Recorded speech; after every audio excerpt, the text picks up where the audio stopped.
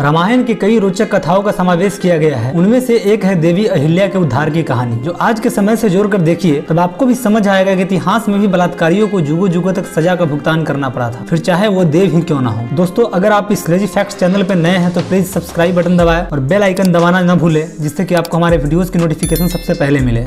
दोस्तों, माता अहिल्या, जिन्हें स्वयं ब्रह्मदेव ने बनाया था, इनकी काया बहुत ही सुंदर थी। इन्हें वरदान था कि इनका यौवन सदा बना रहेगा। इनकी सुंदरता के आगे स्वर्ग की अप्सराएं भी कुछ नहीं थी। इन्हें पाने की सभी देवताओं की इच्छा थी। ये ब्रह्मा जी की मानस पुत्री थी, अतः ब्रह्मदेव ने एक परीक्षा रखी, जिसकी शर्त ये थी जो भी परीक्षा का विजेता होगा उसी से अहिल्या का विवाह होगा। अंत में यह परीक्षा महर्षि गौतम ने जीती और विधि पूर्वक अहिल्या से विवाह हुआ उनका। अहिल्या की सुंदरता पर स्वयं इंद्रदेव भी मोहित थे। एक दिन वो प्रेम वासना की कामना के साथ अहिल्या से मिलने पृथ्वी लोक आए, लेकिन गौतम ऋषि के होते यह संभव नहीं था। तब इंद्र एवं चंद्रदेव ने एक युक्ति निकाली। महर्षि गौतम ब्रह्मकाल में गंगा स्नान करते थे। इसी बात का लाभ उठाते हुए इंद्र और चंद्र ने अपनी मायावी विद्या का प्रयोग किया और चंद्र ने अर्धरात्रि को मुर्गे की बांग दी, जिससे महर्षि गौतम भ्रमित हो गए और अर्धरात्रि को ही ब्रह्मकाल समझ गंगा तट पर स्नान करने निकल पड़े। महर्षि के जाते ही इंद्र ने महर्षि गौतम का वेश धारण कर कुटिया में प्रवेश कर लिया और चंद्र ने बाहर रहकर कुटिया की पहरेदारी की। दूसरी तरफ जब महर्षि गौतम गंगा घाट पहुंचे तब उन्हें कुछ अलग आभास हुआ। उन्हें समय पर संदेह हुआ। तब गंगा मिया ने प्रकट होकर गौतम ऋषि को बताया कि यह इंद्रदेव का रचा हुआ माया जाल है। वो अपनी गलत नियत लिए अहिल्या के साथ कुकृत्य की लालसा से पृथ्वी लोक पर आया है। यह सुनते ही गौतम ऋषि क्रोध में भर गए और तेजी से कुटिया की तरफ लौटे। उन्होंने चंद्र को जब पहरेदारी करते हुए देखा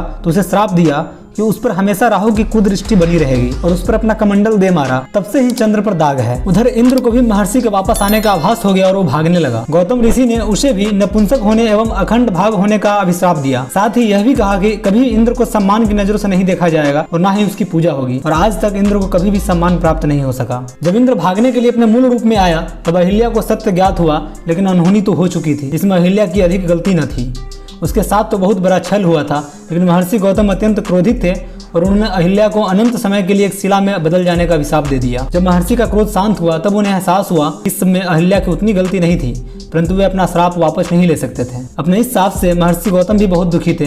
तब उन्होंने अहिल्या की शिला से कहा, जिस दिन तुम्हारी शिला पर किसी दिव्य आत्मा के चरणों की धूल स्पर्श होगी उस दिन तुम्हारी मुक्ति हो जाएगी और तुम अपने पूर्व स्वरूप में पुनः लौट आओगी। इतना कहकर दुखी गौतम ऋषि हिमालय चले गए और जनकपुरी की कुटिया में अहिल्या की शिला युगों युगों तक अपनी मुक्ति की प्रतीक्षा में कष्ट भोग रही थी। युगों बीतने के बाद जब महर्षि विश्वामित्र राक्षसी तारका का वध के लिए अयोध्या से प्रभु राम और लक्ष्मण को लेकर आए, तब तारका वध के बाद वे यज्ञ के लिए आगे बढ़ रहे थे। तभी प्रभु की नजर उस वीरान कुटिया पर पड़ी और वे वहां रुक गए और उन्होंने महर्षि विश्वामित्र से पूछा, हे गुरुवर, यह कुटिया किसकी है जहाँ वीरानी है, जहाँ ऐसा प्रतीत होता है कि कई युगों से कोई भी नहीं आया है, कोई पशु पक्षी भी यहाँ दिखाई सुनाई नहीं पड़ता है, आखिर क्या है इस जगह का रहस्य? तब महर्षि विश्वामित्र कहते हैं, राम, यह कुटिया तुम्हारे लिए ही प्रतीक्षा कर रही है। यहाँ बनी वह शिला तुम्हारे चरणों की धूल के लिए युगों से तुम्हारी प्रतीक्षा कर रही है। राम पूछते हैं, कौन है यह शिला जो मेरी प्रतीक्षा कर रही है? महर्षि विश्वामित्र राम और लक्ष्मण को देवी अहिल्या के जीवन की पूरी कथा सुनाते हैं। कथा सुनने के बाद राम अपने चरणों से शिला पर स्पर्श करते हैं और देखते ही देखते वह शिला एक सुंदर स्त्री में बदल जाती है और प्रभु राम का वंदन करती है। देवी अहिल्या राम से निवेदन करती है कि वो चाहती है कि उनके स्वामी महर्षि गौतम उन्हें क्षमा कर उन्हें पुनः अपने जीवन में स्थान दे। प्रभु राम अहिल्या से कहते हैं, देवी, आपकी इसमें लेस मात्र भी गलती न थी और महर्षि गौतम भी अब आपसे क्रोधित नहीं है, अपितु वो भी दुखी है। अहिल्या के अपने स्वरूप में आते ही कुटिया में बाहर आ जाती है और पुनः पंछी चहचहाने लगते हैं। इस तरह प्रभु राम देवी अहिल्या का उद्धार करते हैं और आगे बढ़ते हुए जनक कन्या सीता के स्वयंवर का हिस्सा बनते हैं। तो दोस्तों, उम्मीद करते हैं कि वीडियो आपको पसंद आया होगा। अगर आपको ये वीडियो अच्छा लगा प्लीज वीडियो को लाइक करें और हमारे चैनल को सब्सक्राइब करना न भूलें। धन्यवाद।